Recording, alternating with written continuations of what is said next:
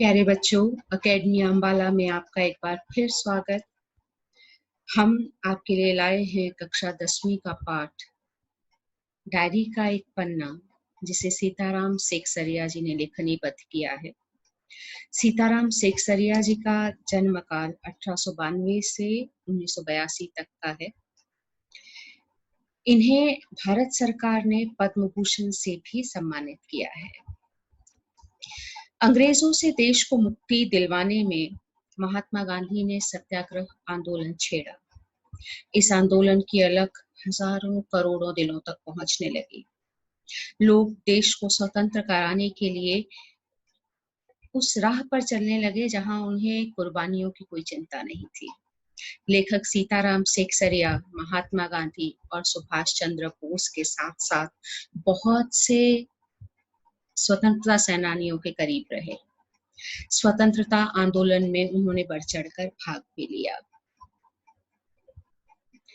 लेखक सीताराम सेकसरिया जी अपने हृदय में स्वतंत्रता की चिंगारी को जलाए अपनी रोज की बातों को डायरी में लिख लिया करते थे, दर्ज कर लिया करते थे। और ये पाठ उन्हीं की डायरी का एक पन्ना है जो 26 जनवरी 1931 को लिखी गई। इसीलिए इस पाठ का नाम डायरी का पन्ना लिया गया। बच्चों, पाठ को जानने से पहले जरूरी है कि पाठ किस विधा में लिखा गया है, किस तरीके से लिखा गया है, हम ये भी जान लें। ये पाठ डायरी का एक पन्ना, जैसा नाम भी बताता है, डायरी लेखन में लिखा गया है। डायरी लेखन साहित्य लिखने की एक विधा है। इस विधा में लेखक अपने एक दिन की घटनाओं और क्रियाकलापों का वर्णन करता है, उसे दर्ज करता है। ये पाठ डायरी का पन्ना भी इसी विधा में लिखी गई एक बहुत सुंदर रचना है। इस पाठ द्वारा सीताराम सेकसरिया ने 26 जनवरी 1931 के घटनाक्रमों को बहुत सुंदर ढंग से लेखनीबद्ध किया है।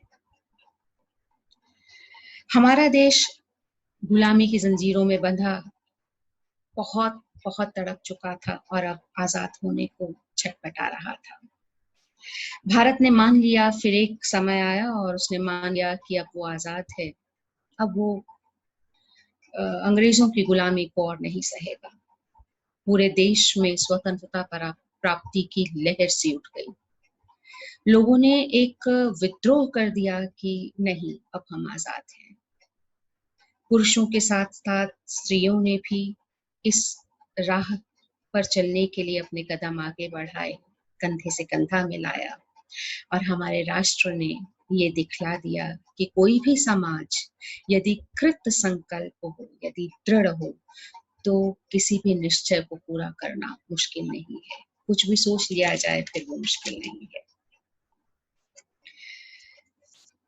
26 जनवरी का दिन, ये जो डायरी है 31 की है, 26 जनवरी 1931 की। लेकिन उससे पहले, एक साल पहले आपको लेकर जाऊंगी कि ये, ताकि आपको पता चले कि माजरा क्या है। क्योंकि किसी की डायरी पढ़ते हैं जब हम, तो कुछ एक चीजों के संदर्भ, रेफरेंसेस जानने बहुत जरूरी है।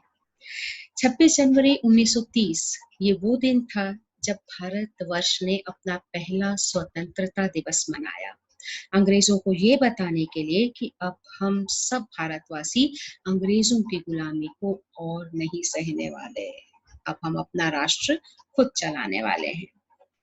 26 जनवरी 1930 को पूरे देश में ये स्वतंत्रता के कार्यक्रम चले, आंदोलन चले, खूब सी कार्रवाइयां हुई। लेकिन आजादी की मुहिम कहीं बंगाल में कुछ धुंधली दिखाई दे रही थी। अब आया पूरे एक साल बाद इसी दिन की पुनरावृत्ति वाला दिन, यानी 26 जनवरी 1931, जिसके बारे में अब ये पाठ बताता है। बंगाल और कलकत्ता के नाम पर यह कलंक लगा था कि 1930 में उन्होंने भारत की आजादी के लिए बहुत अधिक काम नहीं किया, जोश नहीं दिखाया। तो अब बंगाल ने यह ठान लिया था कि आज के दिन, यानी 26 जनवरी 1931 के दिन, वो खूब उत्साह से आजादी के लिए काम करेंगे, आंदोलन करेंगे और अपने माथे पर लगे कलंक को धो देंगे। और उन्होंने ऐसा किया और बड़ी सफलता से किया।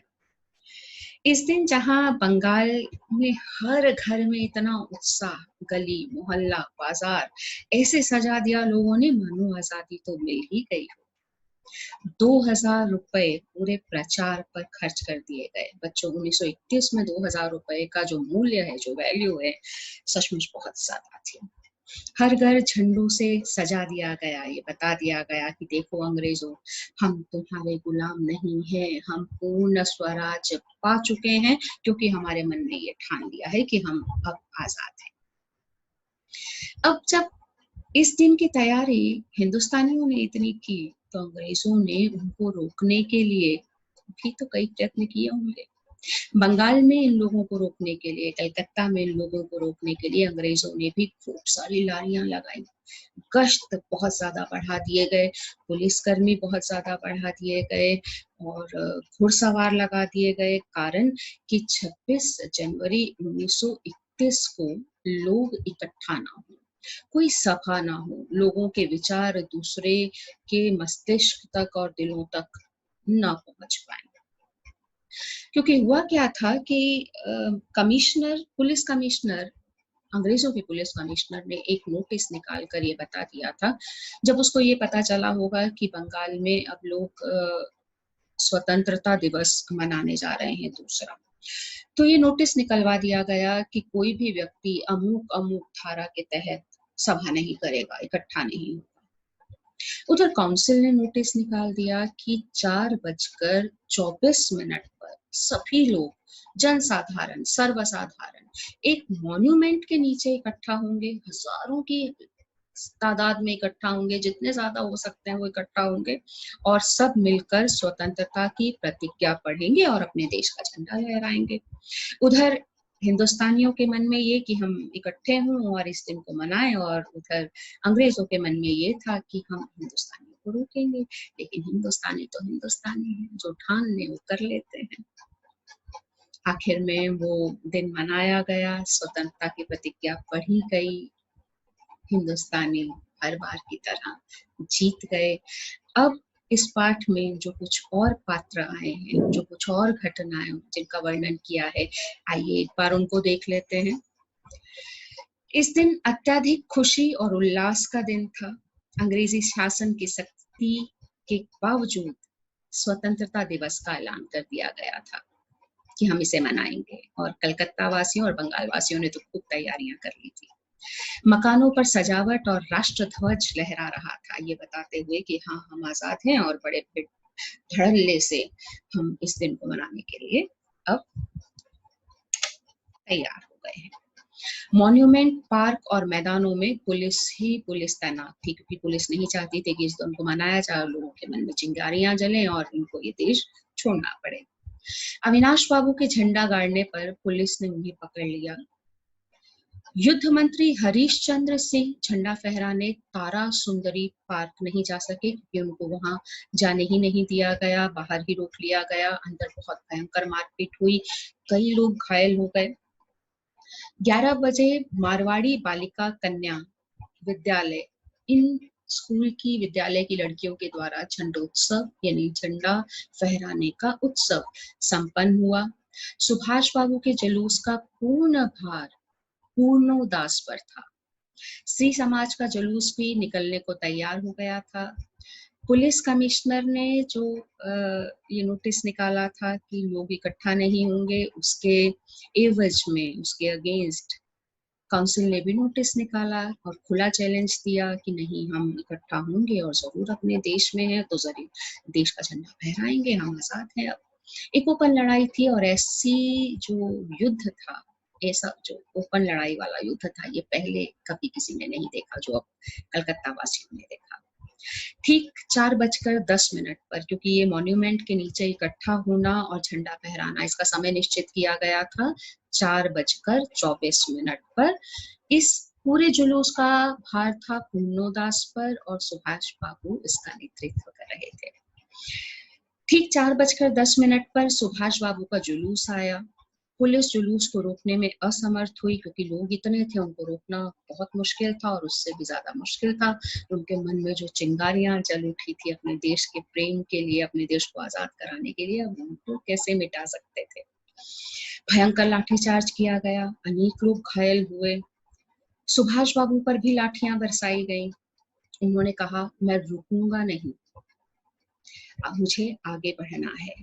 क्षितिज चटर्जी जो एक स्वतंत्रता सेनानी थे, उनका भी सिर फटा। स्त्रियों ने मॉन्यूमेंट पर चढ़कर झंडा फहरा दिया, घोषणा पढ़ी। सुभाष बाबू को पकड़कर लाल बाजार लॉकअप भेज दिया गया और लॉकअप में सिर्फ सुभाष बाबू नहीं, हजारों की संख्या में लोग थे और कई स्त्रियां थी। और ये बताया गया है पाठ में कि लेखक को यानी सीताराम सेकसरिया को कांग्रेस भवन से फोन आता है और उस फोन पर ये बताया जाता है कि 200 से अधिक आदमी घायल हो चुके हैं, उनके लिए मदद चाहिए। तो ये वहां पहुंचते हैं अपने मित्र के साथ, उनकी मदद करते हैं उन लोगों की। और एक डॉक्टर हैं, वो डॉक्टर फोटो उतरवा रहे हैं ये बताने के लिए कि हमारे पास एक साक्ष्य हो इतिहास में, कि दिखाने के लिए कि हमने भी यानी बंगाल ने भी, कलकत्ता वासियों ने भी इस लड़ाई को खूब मन से अब लड़ा है। सुभाष बाबू को पकड़कर लाल बाजार लॉकअप में भेज दिया गया। स्त्री जुलूस का नेतृत्व कर रही विमल प्रतिभा को बहु बाजार मोड़ पर रोक दिया गया। कई लोगों को लाल बाजार भेज दिया गया। वृजलाल गोयंका, ये भी एक स्वतंत्रता सेनानी है, ये इतने जोर से दौड़े कि दौड़ते दौड़ते खुद ही गिर गए। और फिर एक घुड़सवार, अंग्रेजी घुड़सवार जो सैनिक था, उसकी लाठियां इन्होंने खाई। फिर इनको कुछ दूरी पर लाकर छोड़ दिया गया, तो फिर ये स्त्रियों के जुलूस में शामिल हो गए।